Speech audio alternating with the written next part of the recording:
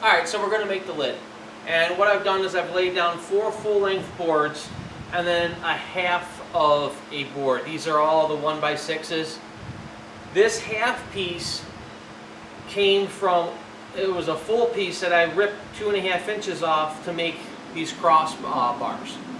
So that's the leftover piece. We're trying to utilize every piece of wood that we have so we don't have waste. Now what we're going to do is take a brad nailer with 1.25" brads, attach these to the wood underneath so the crossbars will attach to the lid wood. And then what we're going to do is take a pencil, trace the outline of the coffin against this. We'll flip it over, take a circular saw, cut out that outline, then flip it back over again and take the same circular saw and trim these off because some of those will be hanging over. We'll be able to do that because we're going to set the depth of the circular saw just past 3/4 inch. So the blade will go just through this wood here and cut it. That way we'll be able to cut both sides. Now we'll take our pencil and we'll scribe underneath.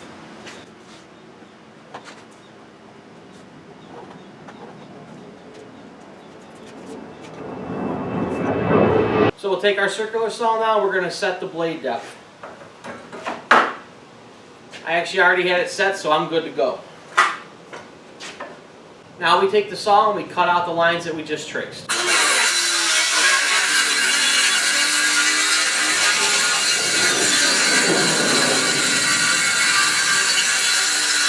Alright, so I've made my cuts, and when you do that you get some pieces that are real thin.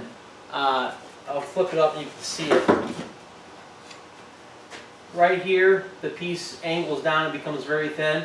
So I took my brad nail and I put a couple brad nails in there just to secure it to this piece, and that way I don't have to worry about it flopping around too much or breaking off. Now we're going to cut the crossbars off the front.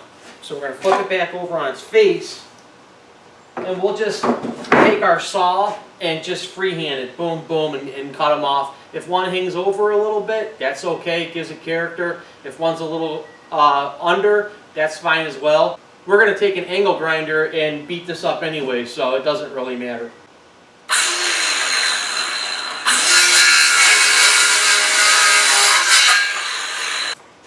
Now that we've trimmed them off, we're going to get some damage work done on these boards to make them look old. Angle grinder with a knotted wheel on it will really take out some wood and give you a nice look. I'll show you what I do with it.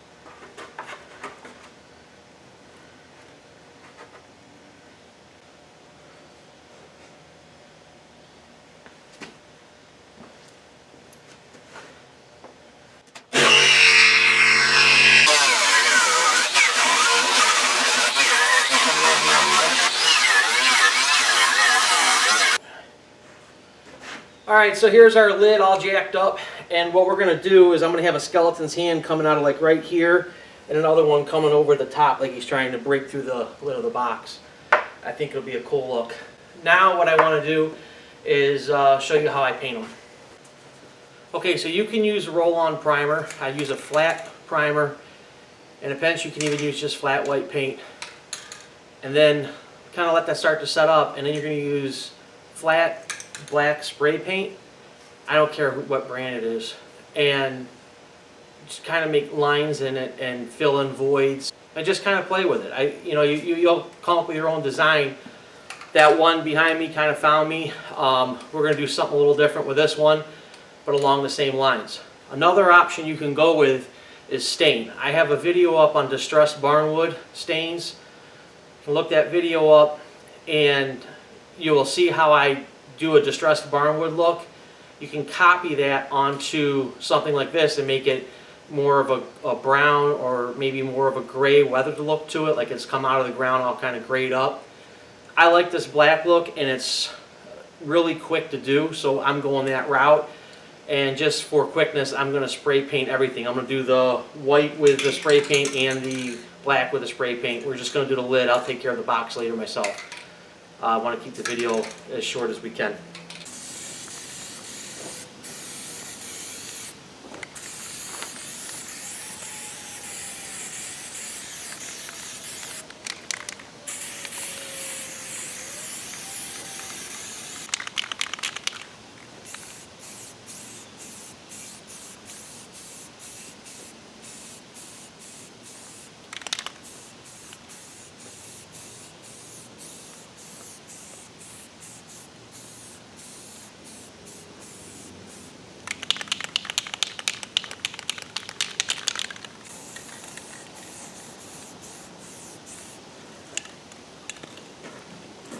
Alright, so here's the finished coffin. I got a little creative, cut some holes in there with a jigsaw, and then ground them out a little bit with the angle grinder, and then screwed in these skeleton hands like it's trying to come out.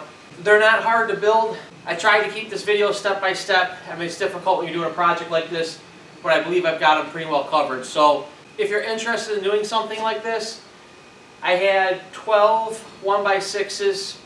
I probably went through 6 cans of paint. I use spray. You can go with a regular can of paint, like a roll-on or brush-on can of paint, instead of using spray paint. The key here is you get a white base on it and then kind of feather in the black and then just play with it. However, like I said, let your creative juices go and see what happens. I think it's a real fun project. Alright, well as always, I hope you enjoyed watching this, and I'll see you in the next video.